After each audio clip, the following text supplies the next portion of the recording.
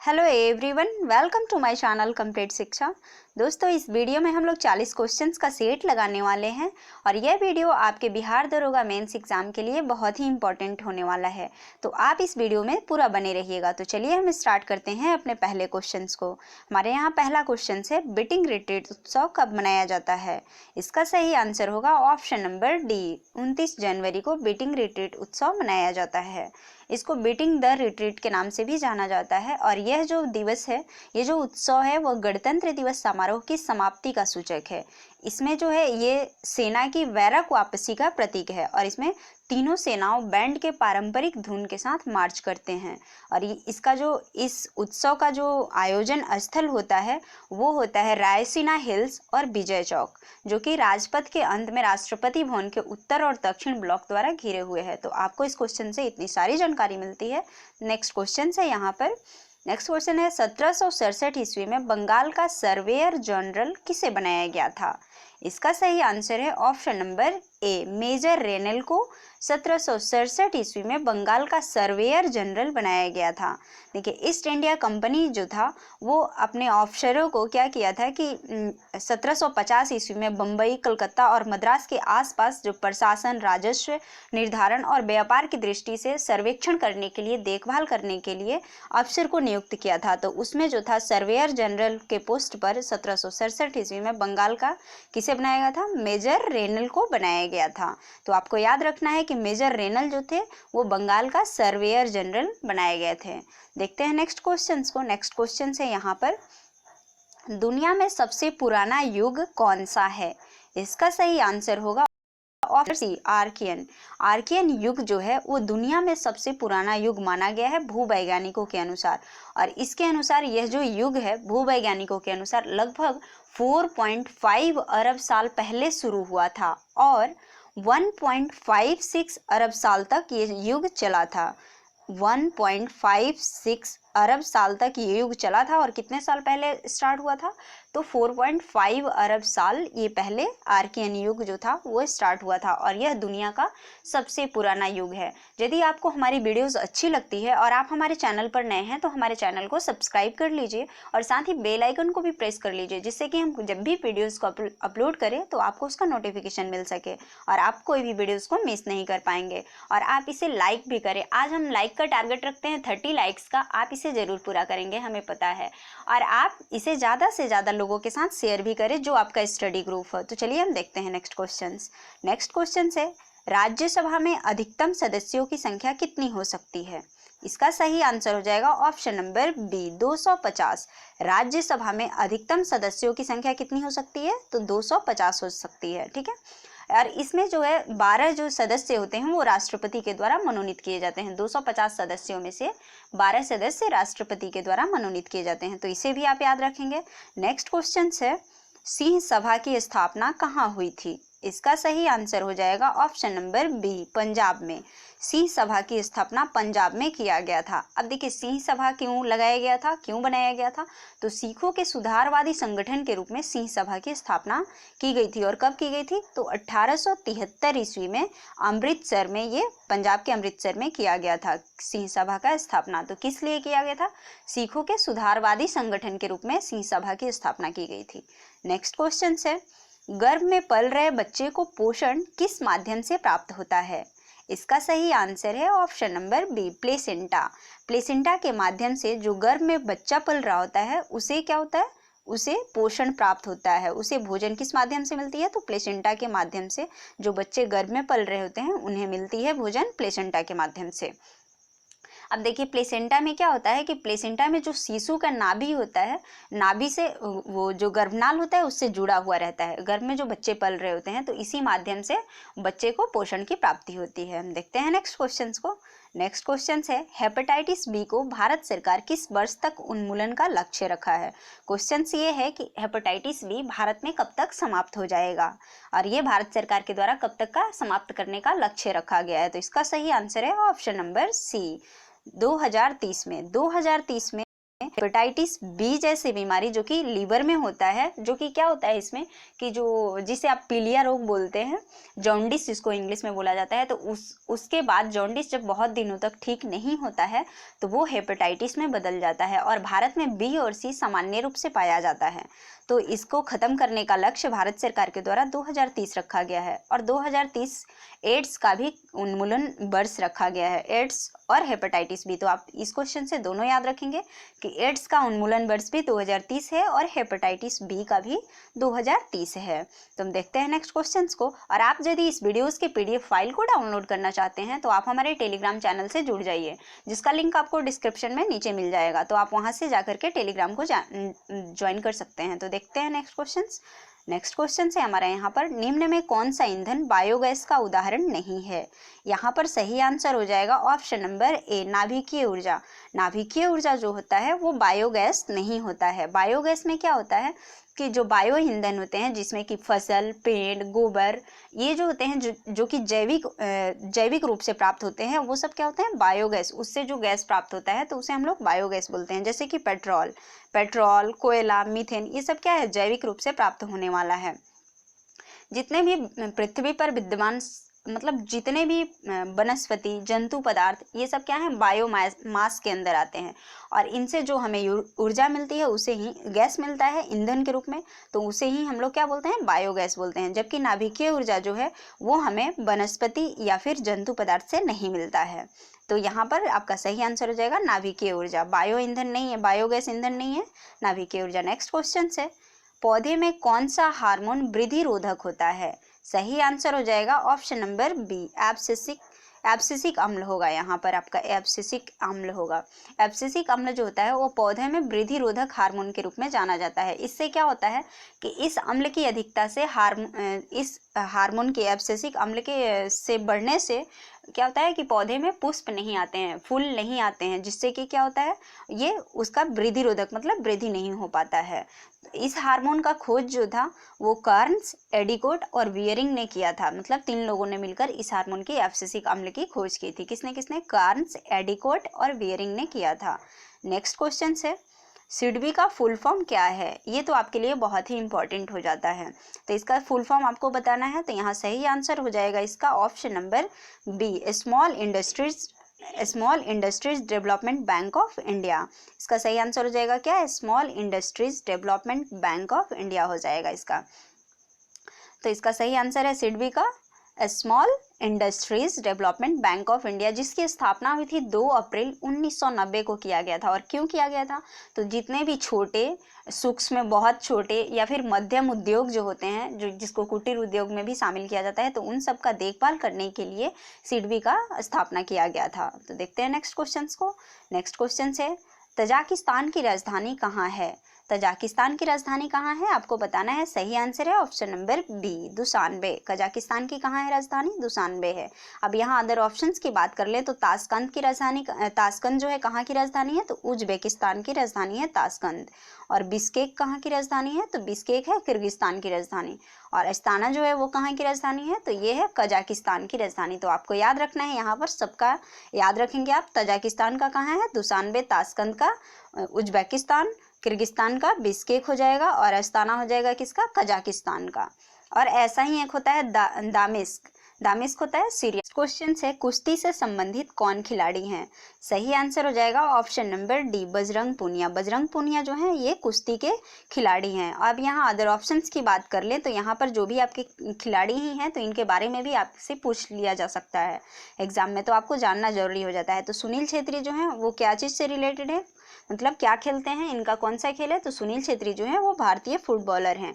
और साइना नेहवाल जो है वो बैडमिंटन प्लेयर हैं। और पंकज अडवाणी की बात कर लें तो ये स्नूकर और बिलियर्ड्स प्लेयर हैं, भारतीय स्नूकर और बिलियर्ड्स प्लेयर हैं ये।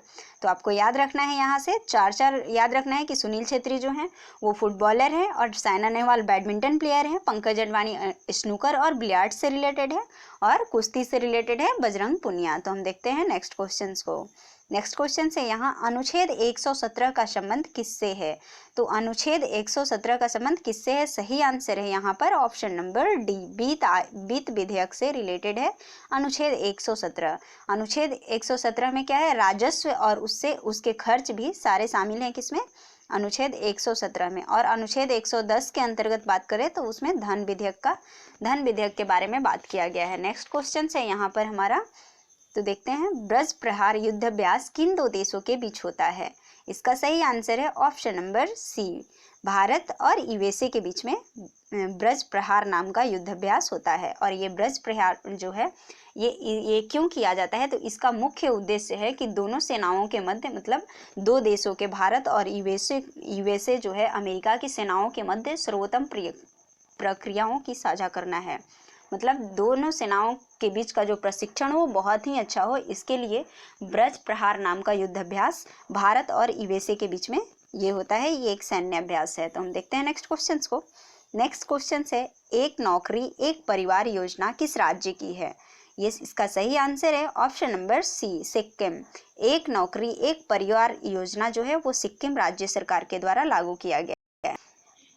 तो सिक्किम राज्य सरकार के द्वारा ये लागू किया गया है कि हर घर में एक नौकरी दिया जाएगा। राज्य सरकार के द्वारा हर घर में एक नौकरी को दिया जाएगा। तो यही है एक नौकरी और एक परिवार योजना। तो हम देखते हैं नेक्स्ट क्वेश्चन को। नेक्स्ट क्वेश्चन है, सिलवासा घास का मैदान कहाँ पाया जाता है? इसका सही आंसर हो जाएगा, सिलवास जो घास का मैदान है वो कहाँ पाया जाता है? तो इसका सही आंसर है ऑप्शन नंबर बी, दक्षिणी अमेरिका क्षेत्र में सिलवास नाम का घास का मैदान पाया जाता है। अब कुछ और घास के मैदान की बात कर लें तो डाउन्स कहाँ पाया जाता है? ऑस्ट्रेलिया में। और आप ऐसे भी देखेंगे तो ऑस्ट्रेलिया कहाँ है? नीचे है। तो आप इससे याद कर लेंगे कि डाउन्स जो है वो ऑस्ट्रेलिया में पाया जाता है। प्रियरी जो घास का मैदान है वो उत्तरी अमेरिका में पाया जाता है। और स्टेपी घास का मैदान एशिया में पाया जाता है। और पंपास जो है वो अर्जेंटीना में पाया जाता है। कंपोज नाम का जो घास का मैदान होता है वो ब्राज़ील में पाया जाता है। और सवाना जो है वो अफ्रीका का घास का मैदान का नाम है क्या? सवाना। और वेल्ड जो है वो दक्षिण अफ्रीका में पाया जाता है। तो आपको इससे इतनी सारी जानकारी मिलती है। और यहाँ से आपको याद रखना है कि सिलवास जो घास का मैदान है वो दक्षिणी अमेरिका का घास का मैदान है। तो हम देखते हैं नेक्स्ट क्वेश्चन को। नेक्स्ट क्वेश्चन है, लोहे को जंग से बचाने के लिए किसका लेप किया जाता है? इसका सही आंसर हो जाएगा ऑप्शन नंबर सी, जस्ता का। जस्ते का उपयोग किया जाता है लोहे को जंग से बचाने के लिए। तो लोहे को जंग से बचाने के लिए हम लोग जस्ते का उपयोग करते हैं, जिससे क्या होता है, इसे यसद लेपन के भी नाम से जाना जाता है। और इससे क्या होता है, संक्षारण नहीं होता है, लोहे पर जंग नहीं लगता है, जिसके कारण लोहा जल्दी नहीं टूटता है। क्योंकि नहीं तो लोहा जो है वो नमी के और ऑक्सीजन के कांटेक्ट में जैसे ही आता है तो ये क्या होता है, ये फेरस ऑक्साइड बना देता है, जिसके कारण क्या होता है, जंग लग जाता है। तो हम देखते हैं नेक्स्ट क्वेश्चन को। नेक्स्ट क्वेश्चन से यहाँ, वर्धमान महावीर का जन्म कब हुआ था? इसका सही आंसर है ऑप्शन नंबर बी, 540 ईसा पूर्व में वर्धमान महावीर का जन्म हुआ था।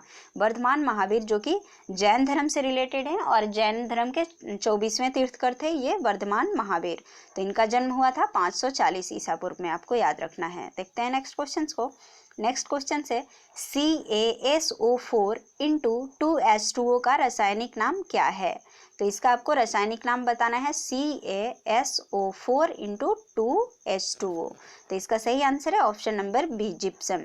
CaSO4 इंटू 2H2O को किस नाम से जानते हैं हम लोग? जिप्सम के नाम से जानते हैं। और यही यदि रहता CaSO4 इंटू हाफ H2O, जिसे हम लोग किस नाम से जानते हैं? Plaster of Paris. तो आपको इन दोनों में कंफ्यूज नहीं होना है।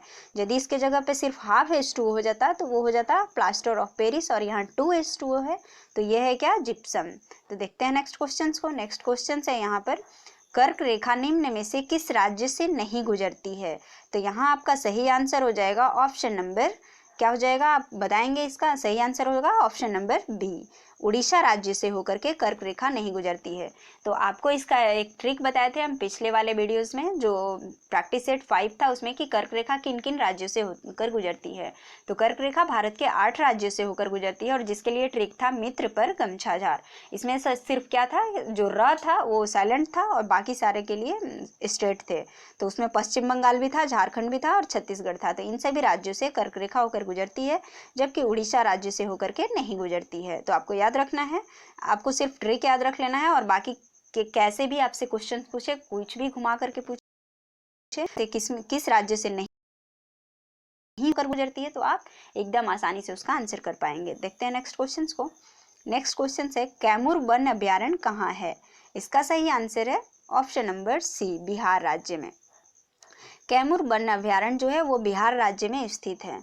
तो यहाँ पर बिहार राज्य में कुछ और भी वन अभ्यारण्य है जो कि आपके एग्जाम के पॉइंट ऑफ व्यू से बहुत ही इंपॉर्टेंट है और आपको पता ही होना चाहिए, जैसे कि वाल्मीकि नगर अभ्यारण्य, भीम बांध अभ्यारण्य, ये सब क्या है, दोनों ही बिहार राज्य में ही स्थित हैं। तो देखते हैं नेक्स्ट क्वेश्चन।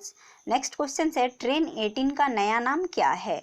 तो ट्रेन 18 का नया नाम क्या है? और ये बहुत ही न्यूज़ में भी रहा था। तो इसका नाम क्या रखा गया है? ट्रेन 18 का नाम बदल के वंदे भारत एक्सप्रेस रखा गया था। इसके लिए बहुत ही थोड़ा दंगा भी हुआ था, मतलब क्यों बदला गया है, तो इसलिए ये न्यूज़ में भी रहा था। तो इस ट्रेन को सर्वप्रथम कहाँ से कहाँ के बीच में चलाया गया था? तो वाराणसी और नई दिल्ली के बीच में ट्रेन 18 मतलब वंदे भारत एक्सप्रेस को चलाया गया था। और इसका जो निर्माण है वो इंटीग्रल कोच फैक्ट्री चेन्नई के द्वारा किया गया है। किसका निर्माण? ट्रेन 18 वंदे भारत एक्सप्रेस का।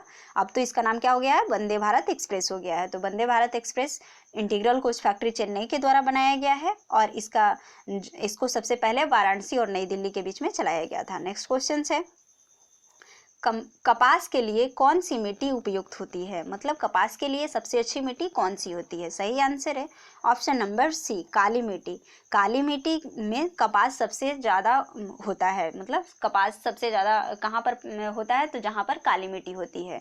तो आपको याद रखना है क से कपास और क से काली। तो इसके लिए आप ऐसे आसानी से याद रख पाएंगे कि कपास काली मिट्टी में होती है। नेक्स्ट क्वेश्चन है यहाँ पर क्वांटम सिद्धांत का प्रतिपादन किसने किया था? इसका सही आंसर हो जाएगा option number D, Max Planck. Max Planck के द्वारा क्वांटम सिद्धांत का प्रतिपादन किया गया था। नेक्स्ट क्वेश्चन है यहाँ पर undaunted saving the idea of India नामक पुस्तक किसने लिखी है? तो ये पुस्तक किसके द्वारा लिखा गया, आपसे क्वेश्चन किया गया है। इसका सही आंसर हो जाएगा option number D, P Chidambaram के द्वारा undaunted saving the idea of India नामक पुस्तक की रचना की गई है। तो इसे भी आप याद रखेंगे कि पी चिदम्बरम के द्वारा undaunted saving the idea of India नामक पुस्तक की रचना की गई है। नेक्स्ट क्वेश्चन है विश्व में प्रथम AI समाचार वार्ता किस देश में बनी है? ये AI का मतलब होगा आर्टिफिशियल इंटेलिजेंस आधारित समाचार वादक, मतलब रिपोर्टर एक रोबोट बनाया गया है। तो ये कौन सा देश ऐसा पहली बार किया है कि वो आर्टिफिशियल इंटेलिजेंस आधारित एक रोबोट बना करके उसे क्या किया है? एंकर बना दिया है। तो ये कौन सा देश करने वाला है ऐसा? तो ऑप्शन नंबर सी यहाँ सही हो जाएगा, चीन। चीन ने एक रोबोट बनाया है आर्टिफिशियल इंटेलिजेंस पर आधारित और वो वहाँ का मतलब समाचार वादक के रूप में उसको रिप्रेजेंट किया है, मतलब वो वहाँ की एंकर बनी है। तो ये चीन ऐसा करने वाला पहला देश है। तो देखते हैं नेक्स्ट क्वेश्चन को। नेक्स्ट क्वेश्चन है यहाँ पर इनमें से कौन सा राज्य कर्क रेखा के ठीक ऊपर है? तो आपको यदि अभी पिछले क्वेश्चंस में ही हमने समझाया कि इसका आंसर कैसे आप लगा सकते हैं, चाहे जैसे भी इससे क्वेश्चंस पूछे आपसे। तो इसका सही आंसर हो जाएगा ऑप्शन नंबर बी, मणिपुर राज्य जो है वो कर्क रेखा के ठीक ऊपर आता है। ठीक है, आप इसको ऐसे ऑप्शन से भी देख सकते हैं कि इसमें कर्क रेखा से कौन कौन होकर गुजरता है। तो पश्चिम बंगाल हो जाएगा, झारखंड हो जाएगा और छत्तीसगढ़ जो है वो कर्क रेखा से होकर के यहाँ पर त्रिपुरा, झारखंड, पश्चिम बंगाल ये सारे जो है कर्क रेखा से होकर गुजरते हैं, जबकि मणिपुर राज्य से कर्क रेखा होकर नहीं गुजरती है। तो यहाँ पर सही आंसर हो जाएगा option number B, Manipur. Next question है यहाँ पर भारतीय वायुसेना की पहली महिला फ्लाइट इंजीनियर कौन बनी है? इसका सही आंसर है ऑप्शन सी, हिना जायसवाल। हिना जायसवाल भारतीय वायुसेना की पहली महिला पायलट इंजीनियर बनी है। और वायुसेना का बात हुआ है तो वायुसेना दिवस हम लोग कब मनाते हैं? तो 8 अक्टूबर को हम लोग वायुसेना दिवस के रूप में मनाते हैं। देखते हैं नेक्स्ट क्वेश्चन को। नेक्स्ट क्वेश्चन है मार्केटिंग शब्द किस खेल से संबंधित है? इसका सही आंसर है ऑप्शन नंबर बी, क्रिकेट से। मार्केटिंग जो शब्द है वो किस खेल से संबंधित है? तो क्रिकेट से संबंधित ये एक शब्द है। नेक्स्ट क्वेश्चन है यहाँ पर भारत का पहला कीट संग्रहालय किस राज्य में स्थित है? यहाँ कीट होगा, कीट संग्रहालय किस राज्य में स्थित है? तो इसका सही आंसर है ऑप्शन नंबर डी, तमिलनाडु में। भारत का पहला जो कीट संग्रहालय बनाया गया है वो तमिलनाडु राज्य में बनाया गया है, जबकि पहला समुद्री संग्रहालय वो गुजरात राज्य में बनाया गया है। नेक्स्ट क्वेश्चन को देखते हैं। भारत की सिफारिश पर संयुक्त राष्ट्र ने किस दिन को चाय दिवस के रूप में घोषित किया है? इसका सही आंसर हो जाएगा ऑप्शन नंबर बी, 21 मई के दिन को भारत की सिफारिश पर संयुक्त राष्ट्र ने 21 मई को अंतर्राष्ट्रीय चाय दिवस के रूप में मनाने की घोषणा कर दी है। तो 21 मई को अंतर्राष्ट्रीय चाय दिवस के रूप में मनाया जाता है। तो आप बताएंगे कि 21 जून को हमने अभी क्या मनाया है और हाल फिलहाल में ही हमने मनाया है, तो आप जरूर बताएंगे और इसका थीम भी आप कमेंट में लिखेंगे, क्योंकि थीम भी एग्जाम के पॉइंट ऑफ व्यू से इंपॉर्टेंट होता है। तो देखते हैं नेक्स्ट क्वेश्चन को। नेक्स्ट क्वेश्चन है, इलूसी बांध किस देश में है? इसका सही आंसर है ऑप्शन नंबर बी, तुर्की में। इलूसी बांध जो है वो तुर्की में बनाया जा रहा है और ये बनने के बाद एक जो तुर्की का एक बहुत ही बड़ा और बहुत ही पुराना जो शहर है वो क्या हो जाएगा, जलमग्न हो जाएगा। और ऐसा इसलिए किया जा रहा है इलूसी बांध को क्योंकि इससे बहुत ही बड़े पैमाने पर बिजली का उत्पादन किया जाएगा। तो इसके लिए इलूसी बांध बनाया जा रहा है, पानी को रोक करके बिजली बनाने के लिए इलूसी बांध को बनाया जा रहा है। और किस देश में बनाया जाता है? तो तुर्की में। तो अब तुर्की का यहाँ बात हुआ है, तो तुर्की की जो राजधानी है वो कहाँ है? तो अंकारा है और यहाँ की जो मुद्रा है वो क्या है? लीरा है। तो आप इसे भी याद रखेंगे। नेक्स्ट क्वेश्चन है, अंतर्राष्ट्रीय प्रवासी दिवस के दिन और कौन सा दिवस मनाया जाता है? सही आंसर है ऑप्शन नंबर सी, अल्पसंख्यक अधिकार दिवस। अल्पसंख्यक अधिकार दिवस अंतर्राष्ट्रीय प्रवासी दिवस के दिन मनाया जाता है। अब अंतर्राष्ट्रीय प्रवासी दिवस आया है तो ये कब मनाया जाता है? हम लोग अंतर्राष्ट्रीय प्रवासी दिवस कब मनाते हैं? तो ये इसका आंसर आप जरूर कमेंट बॉक्स में बताइएगा कि अंतर्राष्ट्रीय प्रवासी दिवस हम लोग कब मनाते हैं। या फिर देखिए हम बता देते हैं, ये 18 दिसंबर के दिन अंतर्राष्ट्रीय प्रवासी दिवस मनाया जाता है और जिसका इस बार का थीम रहा है वी टुगेदर। वी टुगेदर अंतर्राष्ट्रीय प्रवासी दिवस का थीम रहा है वी टुगेदर और इसी दिन हम लोग मनाते हैं अल्पसंख्यक अधिकार दिवस। देखते हैं नेक्स्ट क्वेश्चन को।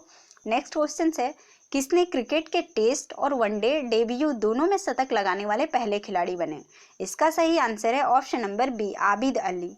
आबिद अली एक ऐसे क्रिकेटर बन गए हैं, क्रिकेटर जो हैं वो टेस्ट और वनडे में दोनों में अभी ये डेब्यू करने वाले और डेब्यू करने के साथ साथ शतक लगाने वाले विश्व के पहले खिलाड़ी बन गए हैं। कौन? आबिद अली। और ये किस देश से हैं? तो ये पाकिस्तान से हैं। पाकिस्तान के हैं आबिद अली, जो कि टेस्ट और वनडे डेब्यू में दोनों में शतक लगाने वाले विश्व के पहले खिलाड़ी बन गए हैं। देखते हैं नेक्स्ट क्वेश्चन को।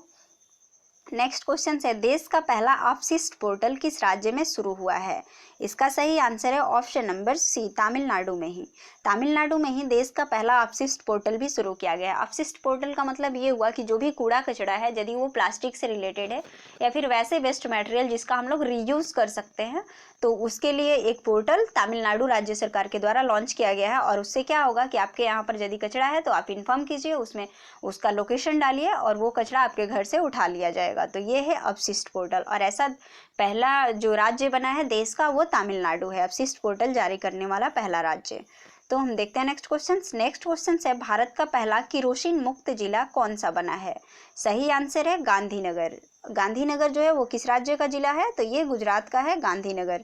गांधीनगर जिला से ही किसका निर्वाचन क्षेत्र है ये? तो हमारे देश के जो क्या है अभी वर्तमान समय में गृह मंत्री जो हैं उनका निर्वाचन क्षेत्र है और उनका नाम है अमित शाह जी। तो अमित शाह जी का ये क्या है? निर्वाचन क्षेत्र है गांधीनगर, जो कि केरोसिन मुक्त जिला बन गया है। और गुजरात से बात हो रहा है तो गुजरात में एक डैम है जो कि बहुत ही इंपॉर्टेंट है, जिसका नाम है उकाई डैम, जो कि ताप्ती नदी पर बनाया गया है। तो उकाई डैम कहाँ पर है? तो गुजरात में स्थित है और ताप्ती नदी पर बनाया गया है। नेक्स्ट क्वेश्चन को देखते हैं हम यहाँ पर। नेक्स्ट क्वेश्चन है हमारा कि भारतीय थल सेना का आदर्श वाक्य क्या है? इसका सही आंसर है option number C, service before self. भारतीय थल सेना, जिसको कि आप आर्मी के नाम से जानते हैं, तो इसका जो आदर्श वाक्य है सर्विस बिफोर सेल्फ, मतलब खुद से पहले, खुद की रक्षा से पहले आपका क्या है? उत्तरदायी है आपका सेवा करना, मतलब खुद से पहले देश की सेवा करना। तो इसका आदर्श वाक्य ही है सर्विस बिफोर सेल्फ।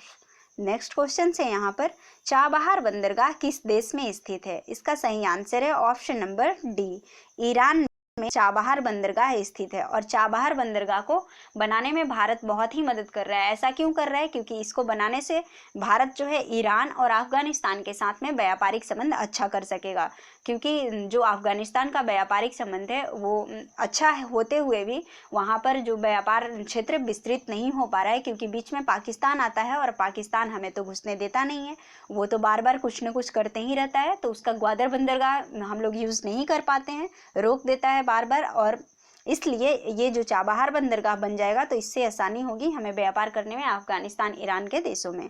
तो हम देखते हैं नेक्स्ट क्वेश्चन को। नेक्स्ट क्वेश्चन है, राष्ट्रीय किसान दिवस किसके जन्मदिन पर मनाया जाता है? इसका सही आंसर है ऑप्शन नंबर ए, चौधरी चरण सिंह। चौधरी चरण सिंह के जन्मदिन पर राष्ट्रीय किसान दिवस मनाया जाता है। और ये कब मनाया जाता है? तो ये मनाया जाता है 23 दिसंबर को। 23 दिसंबर को। अब देखिए, चौधरी चरण सिंह जो कि हमारे देश के प्रधानमंत्री रहे हैं कब से कब तक? 18 जनवरी 1979 ईस्वी से लेकर 14 जनवरी 1980 तक। तो ये बहुत ही कम टाइम के लिए हमारे देश के प्रधानमंत्री बने थे। और ये ऐसे प्रधानमंत्री बने हैं जो कि लोकसभा में कदम भी नहीं रखे थे। तो आपको याद रखना है कि जो चौधरी चरण सिंह जी के जन्म पर राष्ट्रीय किसान दिवस मनाया जाता है और ये एक बार भी लोकसभा में नहीं, अपने कार्यकाल के दौरान नहीं गए थे। तो नेक्स्ट क्वेश्चन है, नेक्स्ट एंड लास्ट क्वेश्चन है यहाँ पर, रोहतांग सुरंग का नाम बदलकर किसके नाम पर रखा गया है? तो यहाँ आपका सही आंसर हो जाएगा ऑप्शन नंबर सी, अटल बिहारी वाजपेयी के नाम पर रोहतांग सुरंग का नाम बदल करके रखा गया है। और रोहतांग सुरंग जो कि कितना किलोमीटर का लंबा है? 8.8 किलोमीटर है रोहतांग सुरंग। तो इसका नाम बदल करके किसके नाम पर रख दिया गया है? अटल बिहारी वाजपेयी जी के नाम पर रख दिया गया है। तो आज के लिए बस इतना ही। आप कमेंट बॉक्स में आप अपना स्कोर जरूर बताइएगा। और आपको यदि हमारी वीडियोस अच्छी लगती है तो आप इसे लाइक करें, और आप हमारे चैनल पर नए हैं तो आप इसे सब्सक्राइब भी कर लें, साथ ही बेल आइकन को भी प्रेस कर लें, जिससे कि हम जब भी वीडियोस को अपलोड करें तो आपको नोटिफिकेशन मिल सके। और इसे ज़्यादा से ज़्यादा लोगों के साथ शेयर करें, जिससे कि व्यूज़ अच्छा रहे, तो हम भी मोटिवेट होकर के आपके लिए नए नए चीज़ों को ऐड करके बताते रहें। तो थैंक यू, बस आज के लिए इतना ही।